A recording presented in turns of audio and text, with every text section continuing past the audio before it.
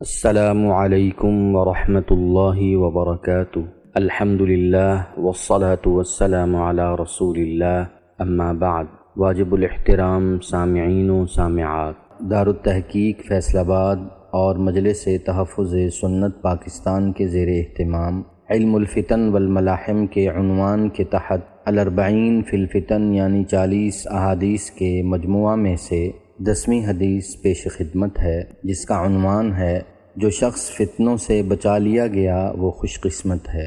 عن المقداد بن الاسود رضی اللہ عنہ قال ایم اللہ لقد سمعت رسول اللہ صلی اللہ علیہ وسلم یقول ان السعید لمن جنب الفتن ان السعید لمن جنب الفتن ان السعید لمن جنب الفتن ولمن ابتلی فصبر فواہا۔ حضرت مقداد بن اسود رضی اللہ عنہ سے روایت ہے کہ اللہ کی قسم میں نے رسول اللہ صلی اللہ علیہ وسلم کو فرماتے ہوئے سنا، خوش قسمت وہ شخص ہے جو فتنوں سے بچا لیا گیا، خوش قسمت وہ شخص ہے جو فتنوں سے بچا لیا گیا، خوش قسمت وہ شخص ہے جو فتنوں سے بچا لیا گیا، اور وہ شخص جو ان میں مبتلا کر دیا گیا اور اس نے صبر کیا، اس آدمی کے کیا کہنے۔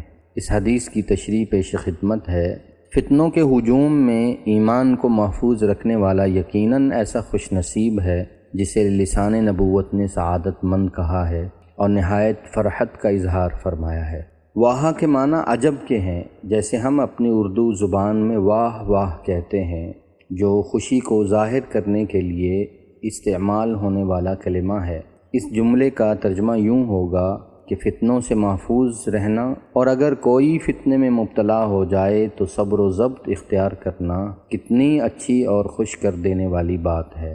اللہ جل شانہ ہم سب کو حقیقی طور پر سعادت مند بنائے، فتنوں سے محفوظ فرمائے اور اپنے محبوب نبی کریم صلی اللہ علیہ وسلم کے لیے فرحت کا ذریعہ بنائے، آمین یا رب العالمین۔